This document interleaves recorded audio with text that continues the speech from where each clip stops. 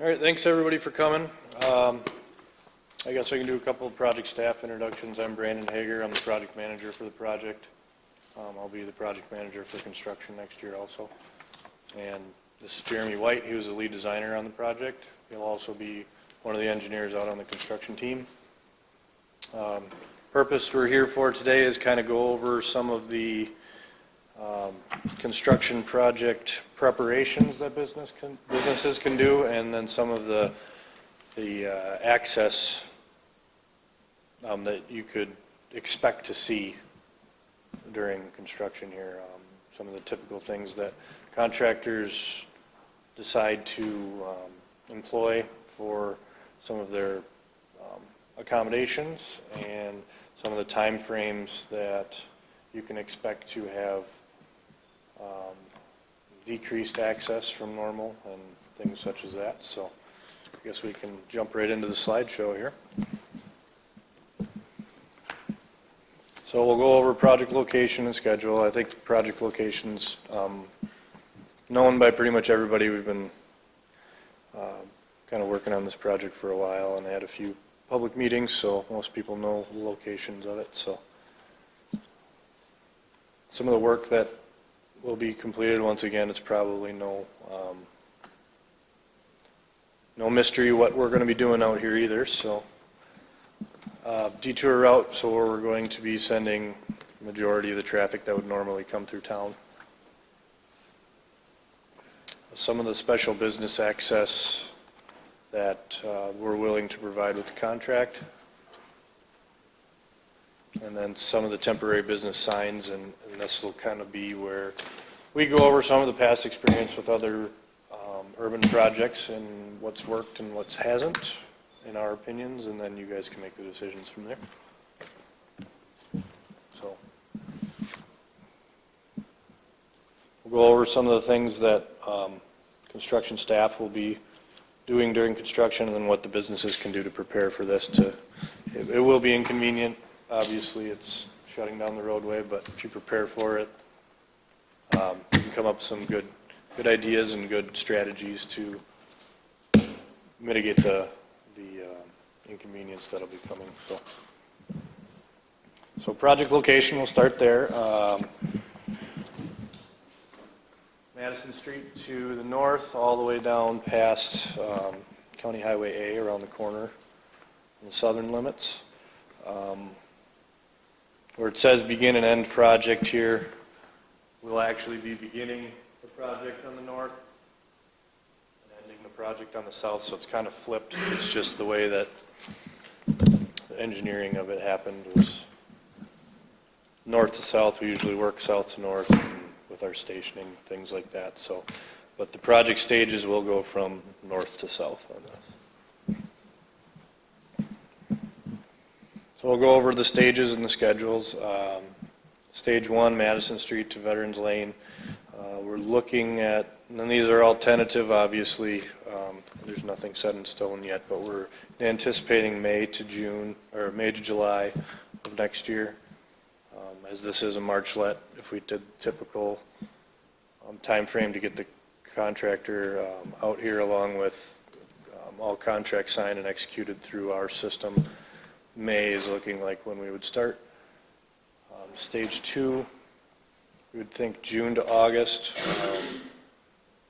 We will allow them to start the second stage while the first stage is open, but stage 1 has to be to a certain point before we'll allow them to open up another stage. Stage 3, August of that year to November. That'll be from East Lake Park Place to Woodland Beach Drive. And then we will have a temporary overwinter area where we will connect up our proposed underground to the existing, put some temporary asphalt down to let everyone reuse the roadway through wintertime, and then start back up in the spring and finish off that last piece from Woodland Beach to County Highway A. That'll be March of 19 to June of 19. So the work, you're getting a new road, pretty much, sidewalk to sidewalk. We're adding sidewalk on the east side of the roadway from Catlin to Topol Street on the south side of the project. Curb and gutter, storm sewer, water main, sanitary sewer. We're going to have concrete pavement throughout except past the south end of the project, and then your side road tie-ins, and then street lighting throughout the project. So here's the detour. Project locations up here. We're going to be detouring Highway 89 going south here to 18, up 26, and back to 89 north of town here on the interstate. So vehicle access during construction. Obviously the roadway and the stages, once we get going here, it's going to be very difficult to access. You're going to have deep trenches for your sanitary and water. That will be occurring in certain areas per week, per day basis. So what we're looking at is don't expect to be parking and customers to be able to drive right up there, park there for an hour and leave on an everyday basis. That's not what's to be expected. Obviously, that would be ideal for everybody to not have any change in access, but what will end up happening is we're going to encourage the use of some of the parking lots around the on-street parking, things like that, to keep a consistent access point for all the businesses throughout the project, instead of trying to change them around and people get confused that way, things like that. The contractor will have to coordinate before he closes off any accesses and prevents access to anything. Also, utility shutdowns, water, sewer, things like that will always be required to have advance notice there, and that's all. I think I have that in the handout here. If not, we can talk about it a little later in this. So this is just a sneak peek of some of the things you could see out here. We do have deep sewer on the project. That means big holes, a lot of machinery, not a lot of access. So obviously they're not going to be allowed to open up the entire stage in a big hole and not let anyone through. That's not the way it's going to work, but I would expect to see something like this on the project. So like I had said earlier, we're going to encourage the businesses to push these parking areas downtown and keep the access to pedestrian traffic as much as possible. These consistent points here won't ever be shut off during the construction project. That's why we are looking to keep a consistent point there, because it'll never change. They'll have parking somewhere, some way in those areas.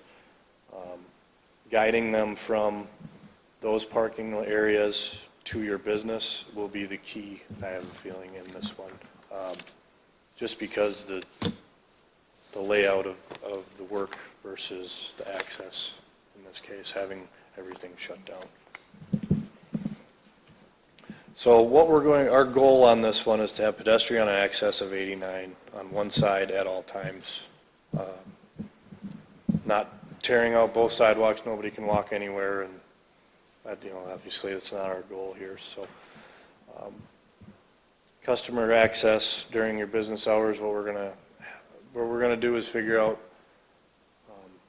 if we're working in the area in front of your business access, to see if it is possible for us to maybe delay it or start it early before you open, work around schedules, see if there's maybe one day that you could shut down for the half a day. We get it done with, the customer doesn't know the difference 5 hours later, and open back up. Things like that.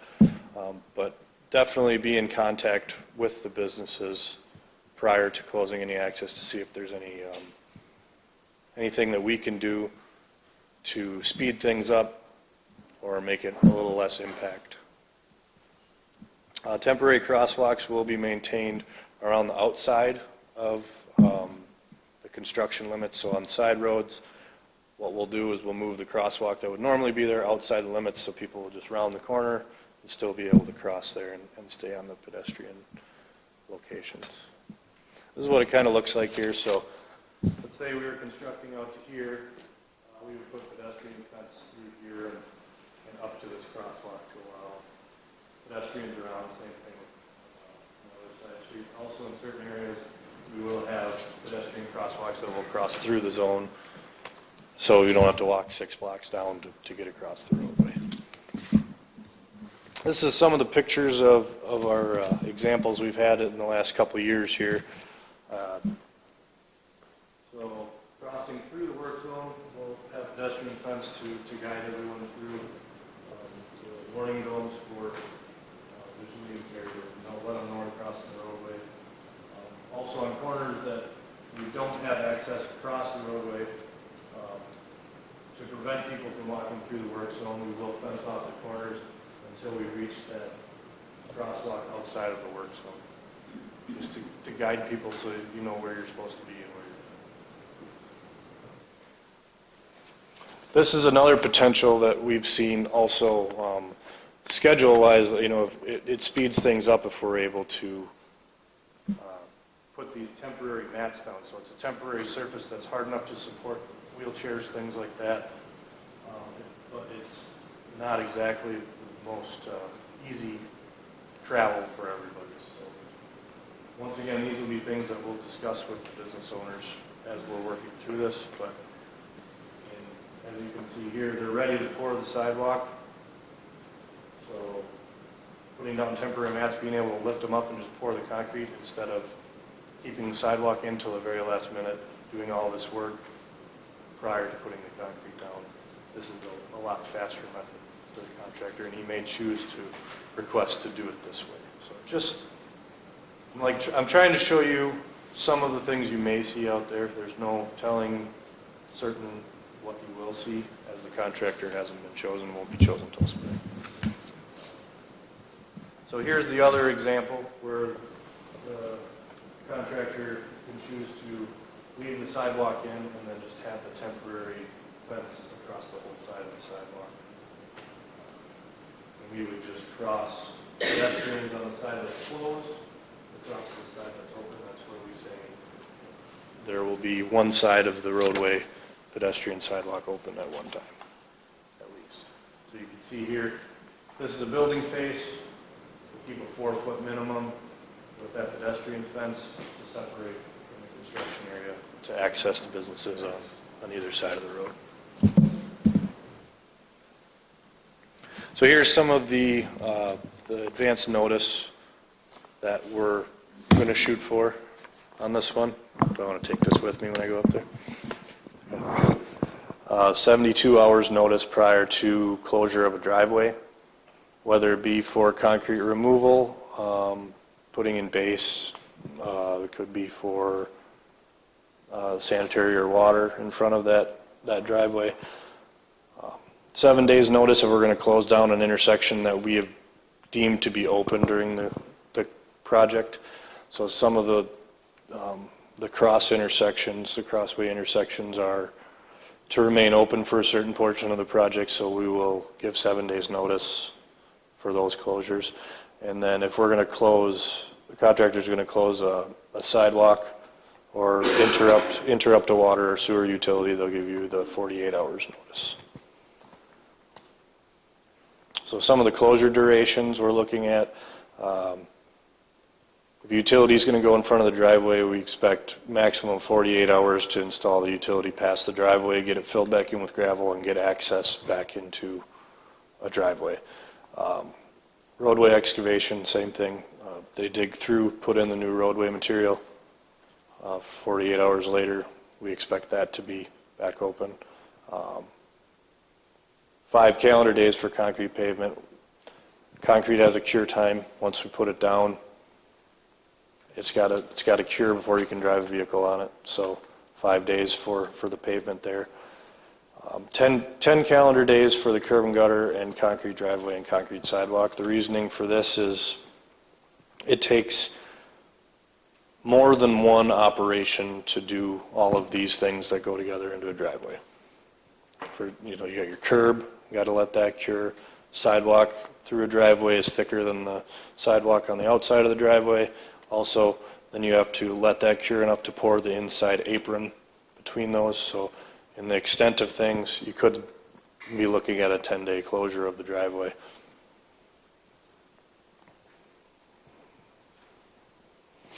So temporary business signs, I guess this is the portion where we have put into the plans a local business route. So the local business route, working with the city, choosing how to get people who want to visit the local businesses a path around the project. Those are included in your handout. If you look at, I think it's the third page, that's where they, no, fourth page, sorry. That's where they start. And that's for specific stages. I think stage 1 and 2 have the same local access route. But what these signs are, we'll have these alternate business access signs. They're pointed out on the sheet. These are the wayfinders. Basically, it's your skeleton for the alternate business access route. Businesses can add additional signs along this route to point people in the right direction, to point them to parking lots, to point them where to turn on this route to reach the business, things like that. And like I said, these wayfinders are just the skeleton of it, and you're more than welcome to add to it, encouraged to add to it if you feel it's not enough to meet what you're looking for. The more time put into preparation prior to, and maybe collaboration between businesses, things like that, just to come up with a plan that would keep things rather simple and easy to find for a local patron. All those things that you can prepare for now make it that much easier once we get to time construction. So these signs will also be set up, I believe, at the interchange and on the south end too, right? At 18, where 89 meets 18. Yeah, there'll be one there. There'll be one there on a barricade at that intersection. So whenever we have a barricade, warning of, a mile ahead, roadway closed, we'll have these access to local business signs so people don't think, oh, the road's closed, I don't want to go down there. Still want to provide the access for businesses as much as we can, and let people know there is some routes to get into where we need to go. So once again, the alternate business routes are in your handout. Take a look at those and start thinking about if you would like to add your own signs to this. These signs here, the original squares and the posts that they're on, will be provided with the contract. The signage that the businesses are able to add to this would be their 6-inch by, I believe, 3-foot wide signs with 4-inch black lettering. And those would need to be provided by the business, and they would be installed by the city on these same signs. So if someone sees a local access business sign and the business would like their sign to be on a certain post, we have this temporary business sign application in here. So you'd fill out the applicant, I think that's, yeah, this is what it would look like here. So along with this being the backbone to everything, we can add these smaller signs on the bottom in order to let someone know that, okay, we're on the right track, we're still on our way to that place. And then, if you see down here, they have another sign that says you can turn here to get to this specific business. The application that's included in the handout is something that will help the engineer that's on the job. He can also suggest places to put this based on the staging, any changes that need to be made for the next stage, make suggestions on where to put these. Also, just lets us know who's on what signs if something gets knocked off, and you give us a call and we can double check where your sign was supposed to be, if things are in the right spot, all that good stuff. So just a lot of documentation to help keep track of this. So I guess some of our goals on these access sign messages and locations. Obviously, if you're going outside of the backbone type wayfinding signs and you want to put other signs out there, here's some of the things that we're going to look at when you fill out this application to put that sign out. Safe location, not creating an obstacle. So if you're going to put it on a corner, people got to be able to see over it, around it, so that you're not causing a hazard to other vehicles that are driving by, cause an accident. Mount them on crash safe support, something that's going to break off if someone were to run it over. I think, what did they say, 2x2 wood pieces were one of the easy ones. I think that some of those are in this application also. Some of the suggested ways to erect the signs. Anyway, keep it a clear message. Don't try to put a lot of writing on there because people are driving by it, so they're not going to have a lot of time to read it.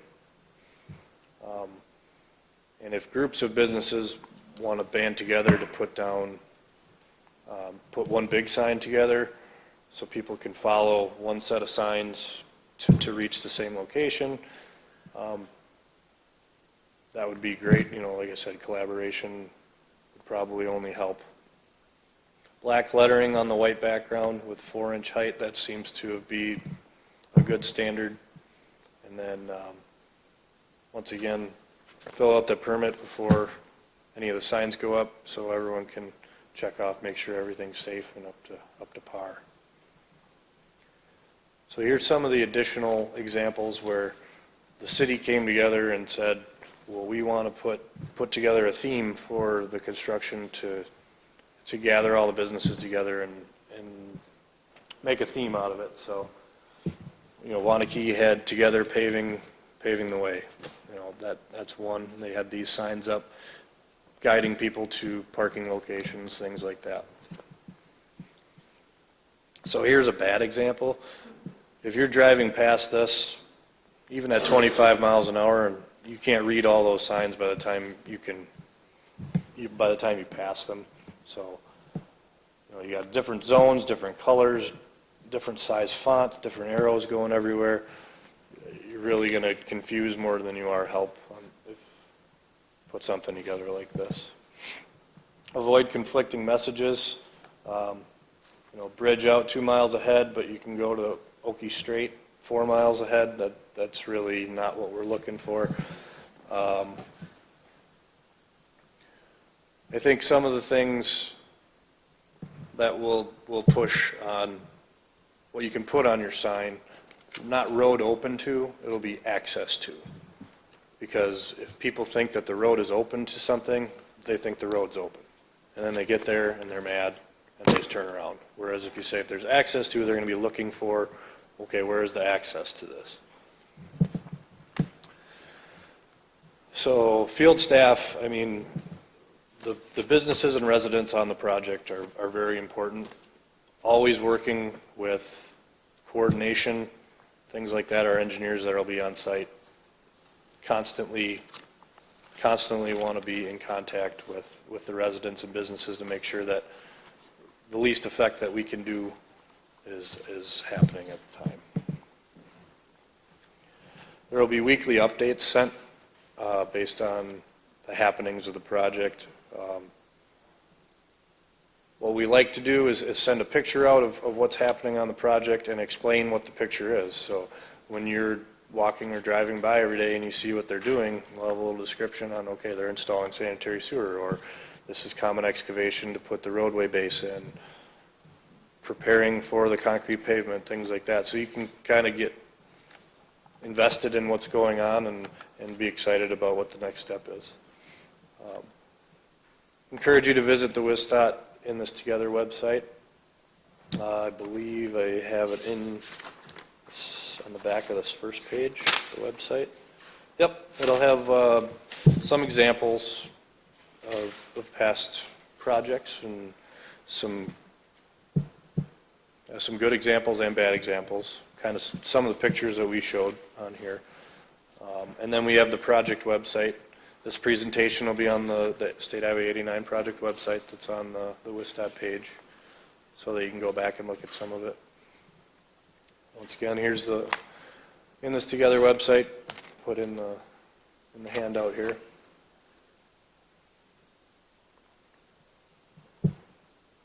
So we can go through some of the things that businesses could do. We went over some of them already, but we can go over them again. Plan ahead. This will be inconvenient.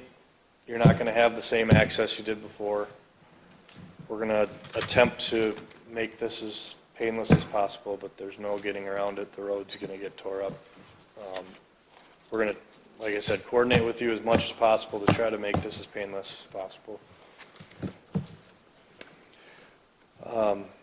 So if there's a person that your customers can go to figure out if there's an access change that's going to happen, things like that. If they have one person or one place to go to figure out this information, that is best, because the amount this information will change, it'll go fast. In some areas of the project, I mean, the access to a certain place could change 3 times in a week. So us keeping you updated and you keeping your customers updated is very important.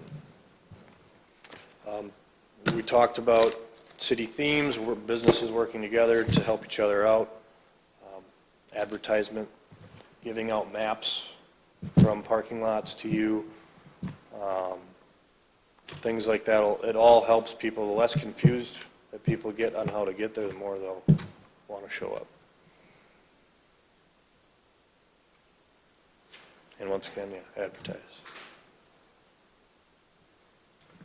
So here's some of the example advertisements. Follow the road to savings. Use it as an advertisement slogan. So there they had a street sale because we don't have sidewalks.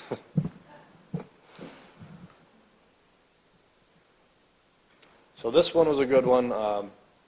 If you have like an icon of some type that people are going to look for, obviously we'll have these wayfinding signs out there that people will look for to make sure they're on the correct access route. But things like this, you know, where's looking for the dog when they're driving down the road? Oh, there it is. That's where I follow, and that's where I follow. You know, those are good ideas to let people know and make them more comfortable, and you know,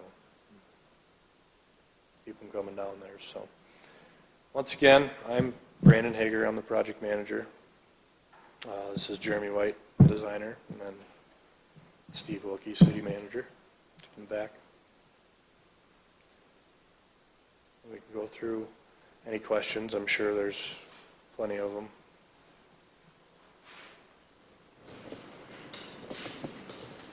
Yeah. Hi, I'm Chris Frost from the Lake Mills Leader, and I've got a couple of questions. Okay. The first one is, are you working with the police, fire, and EMS services so they're up to date, so they don't, you know, run to an emergency and say, uh-oh, I got to turn around and go find something else? What kind of communication have you had with those agencies? Okay, so yes, there will always be an emergency access route through the project at all times, 15-foot wide, I believe we had required. We will constantly be updating them on any access changes. So they will have a route through the work zone at all times. If we're ever going to close an intersection, they're going to know about it. If we start a new stage and close down a new section of road, they'll always need to know about it prior to it closing. It's obviously the utmost importance that they know where we're at, and they always have a way through that way. So. Another question I have is, I recently participated in this little exercise in Lamar, Colorado, when they pulled out Main Street and they redid Main Street. That went gutter to gutter, and you're including some sidewalks. Correct. One of the things that we noticed was that there was an awful lot of dust.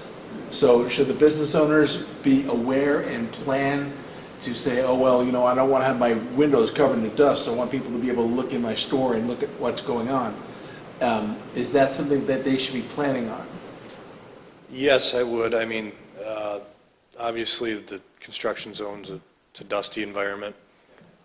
Contractor is required to keep the dust down to a certain degree, but you're never going to be able to keep all of it down. So there's only so much you can do when you can put water on the roadway, but, you got to be able to get some work done too. So it's this balance between completing the work, putting the water down, keeping the dust down. We'll do it the best we can, I can say that, but I would expect, things are going to get dirty at a certain point. Okay, there going to be hours of operation where you guys are in the work zone completing work? Is it going to be like 8 to 5, or are you going to be doing any overnight work to mitigate the amount of duration that you're going to be in the area? I believe that there is no night work allowed, and 7 to 7, you said? Yeah, 7 a.m. to 7 p.m. are the work hours. They can request to go outside of that. I know sometimes during a concrete pavement cure, they need to get in late to saw the joints in the concrete, but that will be, limited to 1 or 2 nights per stage, hopefully.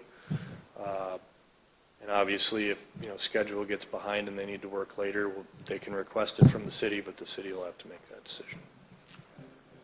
7 to 7 means they're working, so they'll come in and start their shift. Yeah, usually a half hour before. So you need your equipment running at 6:30. Yep. They have to get their things warmed up and stuff like that, so yeah. Are they going to receive Davis-Bacon wages, or are they going to be bid out and given a traditional wage? I believe, I don't know. I don't know if I can answer it completely. There's been so many changes, and that's not my expertise, so I think it's the federal wage rates is what applies, which I believe would be the Davis-Bacon. Yeah. Okay, now are you going to employ anybody locally in the city of Lake Mills that says, oh, I want to get involved in this project? I mean, are you going to have like a hiring fair or something like that to get people involved in this? There is always a job board that is posted on the project site that has all the information of the prime contractor if anyone's interested in working. So they can contact them and see if there's any openings. So. How many days is the contract? The contract is it'll be roughly from May to June of 18, so a little over a year. Okay, so They'll be shut down probably, November 1st did we have? November 1st through about March. Right, because the ground freezes, right? Yeah, it'll be a ground freezing thing, basically, yeah. I mean, if Okay. they get to November 1st, then stage 3, which is to Woodland Beach, I mean, they'll have to have all the pavement marking down, the seeding done, and all that before everything freezes up. Okay, and there's some play on either end of that in case the freeze decides to stick around a little longer? Yeah, and that's the play that you do have when you have a double year contract or a year and a half contract. They can come back and finish some of the landscaping in the spring of the next year and finish up some of the pavement marking the next year too. So there is a little flexibility there, but the contract is going to state that by November 1st that needs to be done. So when you're going full board, and I'm sorry for so many questions, but when you have everybody in there working on the project, how many people are you going to be working on? Because local businesses might need to know, because some of the trickle down from the indigenous workers could flow into the businesses. Like someplace like the Waterhouse might get a lot of people coming in for coffee or stuff like that. Is there going to be a whole lot of people there?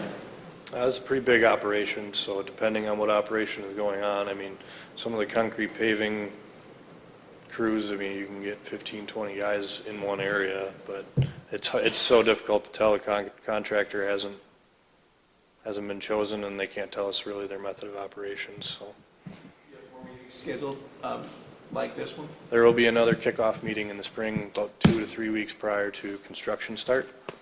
So we'll probably be looking at April as the next meeting, and we'll basically do what we're doing now, and we'll have the contractor here, and he'll be able to tell you more specifics about his operations. Mm-hmm. Mm-hmm. I don't know if you're familiar with what's going on in Waterloo. Yes, I am. We've got the Yep. same Main Street program, and they have been delayed by months and months. Correct. Do you anticipate anything at all like that here?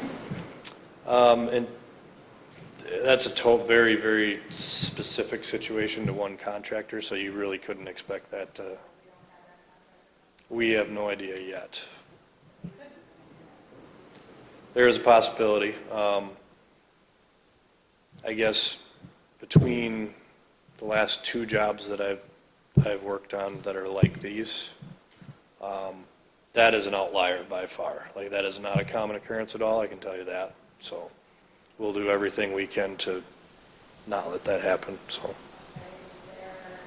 If that were to happen, is there any kind of compensation to the businesses that will be affected? There is not to the specific businesses, because we had this question in Waterloo also, and it's a difficult one. I mean, there is liquidated damages the contractor is charged, and I don't know, specifics on whether or not compensation goes back to businesses. I don't believe that we have any way of doing that. So. Where does those fees go? Well, what they're supposed to cover is engineering, additional engineering and costs to administer the contract. So as of now, it would probably, what we're seeing, the invoices that the city would receive would go down a certain amount based on how much was given back on the contract. In this project, due to what happened in Waterloo, we have increased the liquidated damages 3 to 4 times what they were there to prevent it. So hopefully that's one of the mitigation strategies that works.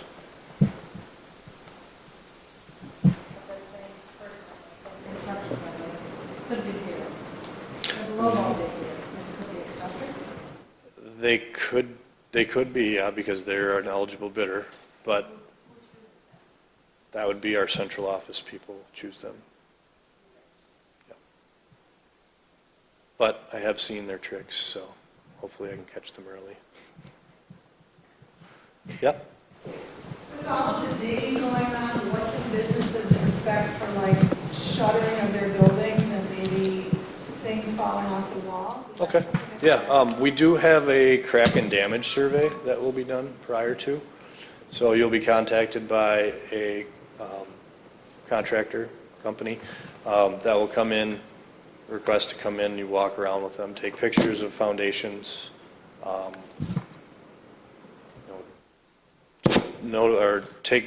document any damage prior to. I believe, do we have seismic on this one too? Yes. Okay, so we'll have a seismic monitor out there also that'll measure the amount of shaking that's going on to see if we're reaching any levels we need to be worried about. And then after construction's completed in that stage, they'll come back through and they'll take after pictures to make sure there was no damage done. If there was damage done, then they'll continue with that, whichever route is in the contract. So.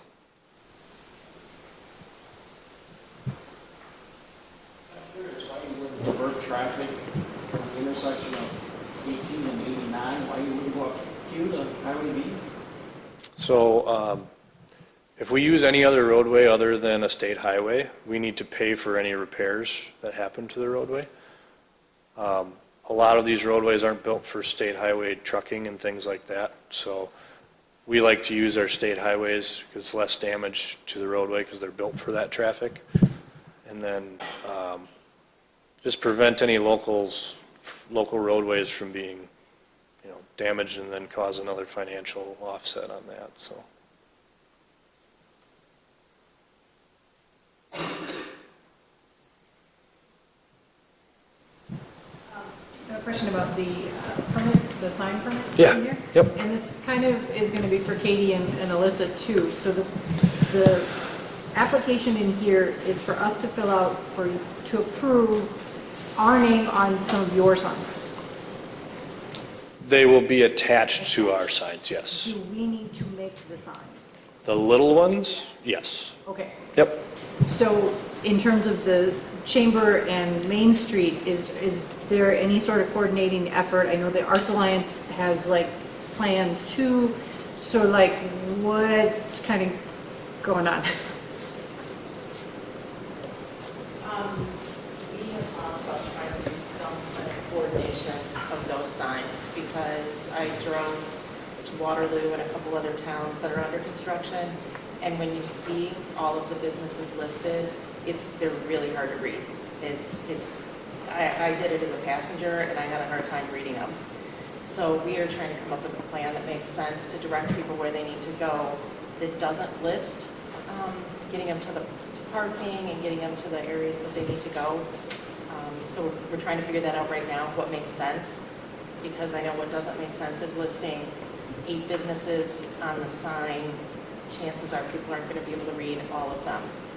So we don't have a good answer for you right now, but We're thinking about it, trying to figure out. I mean, even if the sign says, open to downtown, parking here and there, if people know you're downtown, they know that you're going to be accessible to them. And I think the one difference that we have that some other towns don't is people are going to get to downtown and you can see it all. You're going to be able to see parking on Lake Street, and you're going to be able to see some other options. And sometimes It's getting off the freeway though. If they're going to Yeah. see the road closed, are they even going to make it to downtown to see that? That's the concern. And that's where we're going to have to figure out what signage is allowed out in that area, because that's, I think, going to be a little more difficult. Their documents that they have available show that the downtown open for business signs will be on both sides of the interstate. Yeah, the access to local business signs will be right at the interstate exits. Yep. You're going to notice that people will know that they still have access to downtown. Yeah, those ones will be on barricades. Actually, I think one's on the ramp, right? Yeah. We have them on the ramps and some of the bigger signs. There were 2 on each side, so. Just to let them know that you're not shut off from everything, there will be an access route once you get down there, so. And you know the banner that hangs near Walgreens, we're hoping to put one up that says, open to downtown, 6 blocks or whatever. So it should be pretty obvious when people get off the freeway, they can still get to wherever they need to get to. They shouldn't see, like, coming on the freeway, they shouldn't see anything blocking the road or barricades till they get down to Madison Street, is where we're going to have the actual road shut off, otherwise they're going to be driving down normally. And that's where some of these access routes, like here, when they come down and then get to Madison Street, then we'll be able to look at how do you guys want to direct it. If it's certain businesses on each individual sign, these ones turn left, these ones go park here on the right side, depending on Madison Street, or if it's just a general sign like we discussed before. So that we get a turn on Madison Street? Yep, Madison's going to be mostly open. We're going to be maybe about 10 feet into the intersection there doing a little bit of work, but this is going to be open to cross traffic and we'll make left right turns. Essentially, it's going to be a 3-way stop. It'll be a little bit narrower, but we'll still have all the lanes going through. And as you continue down, at the end of July, it'll be open down to Veterans. Yeah, so the barricades will move down to Veterans Lane, it'll close off there, so the whole downtown will be open. Right. So it's not like we're going to keep it closed at Madison Street the whole year. As we finish, we'll scoot the barricades, and then the access route will change. So, The downtown won't be closed for the whole year, just no, it'll be, phase. yeah, it'll be stage 1, which all the way up to Veterans, so. And so the detour, that's one of the reasons you were talking about the signs on the poles, is because those signs move, because they'll come They down do. to Lake Yep. Street, and then they'll divide again, and then later in the year, they'll come down to East Lake Park Place, and they'll divide again. Yep, And so being able to know how the signage adjusts each time the phase changes and the route changes will be important. So that's one of the reasons they like to have the permits. yep. And feel free to come, when we have the field office location figured out, if you want to come in and talk to the engineer and figure out, where's the best place or where the sign's going to move to on this next stage, so I can get the business signs moved. Glad to help with that. When you open on stage 1, so you get it done, now you're up to Veterans Day. In Waterloo, they opened it up Monday night. Monday noon, they were still writing tickets if people were coming down Main Street. Where was this? Waterloo, So there was no barricades up and they were still, it said road closed, yep, yep, but it was open, They were just doing painting on the interstate. yeah, so the road was still closed. Yep. Yep, so if you drive into a closed work zone, you can get a ticket, yeah. My question though is, when you get done with phase one, is that going to be open? Or- That will be open. That's where we'll move the barricades that say road closed up to veterans. And the only people that should be going in there are the people that are going to business or residents within that stage. Within that stage, from the barricades to the barricades on both sides. So parking downtown in that area Will be open, yes. Yep. Mhm. Everything should be marked, street lighting should be up, sidewalks in, it should be essentially done for the downtown area when we get done with it. And then that is, we're just going to kind of progress that whole way as we move south along the project. That was the goal of it, was to minimize the impact to downtown, get it done as quick as possible, and then move on to the next stage, so. There must have been a coordination effort there, though, that they made it where it looked like it was open and they still had the road closed and they were issuing tickets. Yeah, so there was three or four barricades on one side and 3 or 4 on the other. And coordination effort with businesses. I mean, there was people that were parking just on the outside of the barricades and walking in. We had pedestrian access the whole time. It's just at this type of weather, you can't have a vehicle drive over paint after an hour because it'll deform it. So we had to take extra precautions and block it off. If there was an emergency, run it over, we'll repaint it, you know. But it's just one of those times. That's why I say this is our goal, to do as good as access as possible. It's some little things like that may happen where we'll have an inconvenience for half a day where, you know, we can't get the access we want. And we'll work with you guys on that, obviously, so.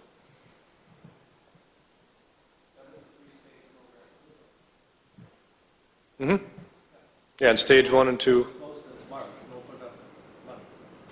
Correct, yeah. Stage 1 and 2 were asphalt pavement from the, yeah, I'm the project manager on that one too, so.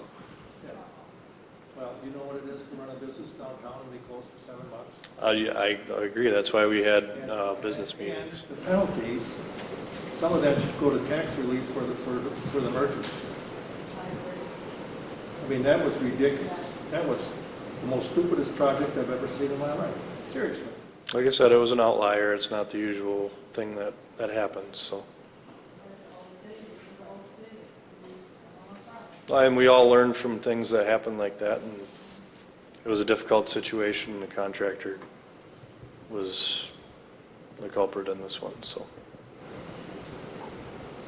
So when you guys finish a stage and the road is back open, you'll let the media know so I can like put it up on my website and all that and put it in the newspaper and say, okay, road's open, so there's not any kind of miss. Yeah, if that's something that you want to request of us, we can do that. We can work with you. Okay. Yeah, if you want to know, you know, the weekly updates will go out and it'll say if we're going to open that week or something like that. So we'll just get you on that list. And the way to get on that list is to sign up on the sign-in here, or even this spring when we have the next meeting. I So. did sign up, so. Okay, yeah, we'll get you in. The update would be good for the paper. I really do, because people will be interested. Oh, yeah, it's good to have. I know Waterloo did that on their website, so. Another thing is Chamber and Main Street are going to create a Facebook page just for the road work, and we will be getting updates through the DOT too, so we'll try and keep that Facebook page updated, and everybody should, you know, get on that Facebook page and check it every day. And you can say goodbye after November, but we hope.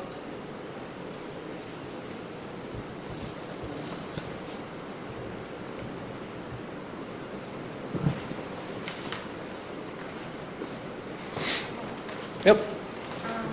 See if there is any damage, like the crack, you said crack and damage survey. If something would happen like that to my building, and I'm wondering whose insurance covers it, and who would stand by my side to make sure I was taken care of fairly if something did happen. Yeah, I believe it's the contractor, prime contractor's insurance. The prime contractor's insurance, I believe that's what it covers. They have, our specifications, they have a responsibility to the public and any damage they cause. So I would have to look specifically at the specifications of that item. I don't have them offhand, so. I only bring that up because I had a serious situation happen to me with road construction in a business in Jefferson, and my basement flooded. And it was the biggest fight I've ever had in business, and I didn't want to fight. I just wanted the city to work with me, and I didn't know who to go to or what to do, but I just guess I would like to be ahead of the game. Yeah. If something were to happen, I know it can. Well, and then they will provide us with a report, so it will be documented. So there won't be any denying that it happened, so.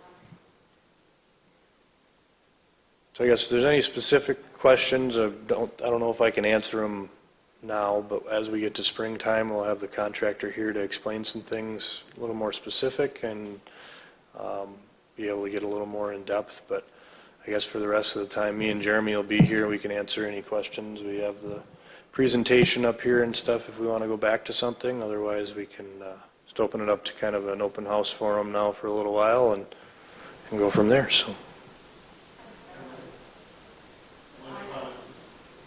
No, that's fine. Yeah. I got the notice that my arm has down, mailbox, we can come on the building has to be removed. And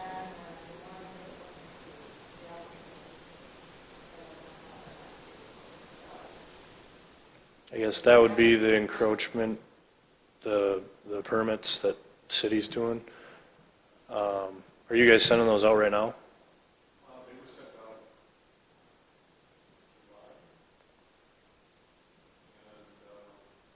Like the notices were?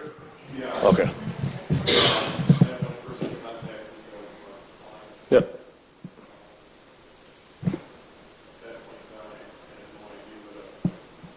What the encroachment process was. Yeah. Now resolved all that for you guys, but you don't technically have to take it off. You were supposed to let the city know, and then we issued a revocable occupancy permit that gets recorded, and it says that if we need to, we can ask you to remove it. But the only things that I know of that are actually have to be removed are the water fountains, the benches, the flower planters, right. Those were the only. Yeah, so if you contact the city, you'll get the permit signed, and then I believe, I don't know, you'll have to see what they say on that one, but.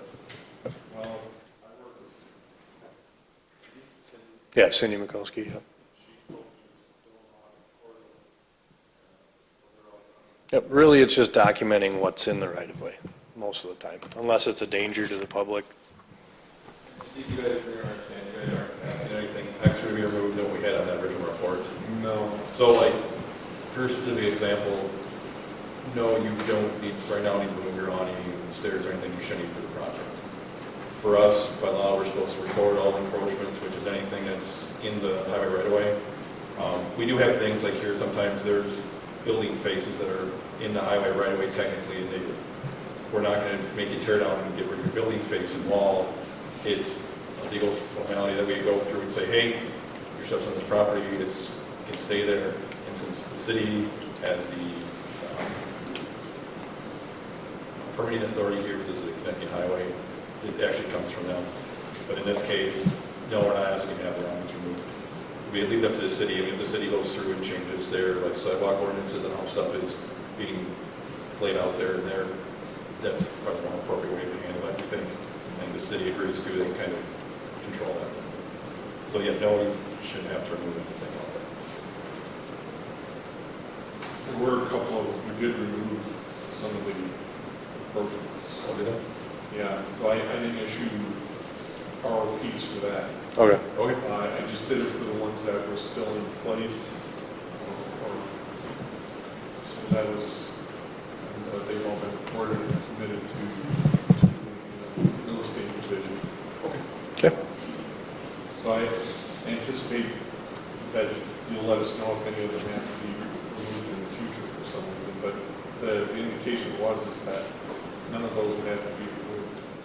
The only ones I've ever seen where they kind of got in the way is if it was like they're digging a service for water or sewer and the backhoe can't fit in there without knocking it over, they might have it temporarily removed, but, so. All right. Thank you.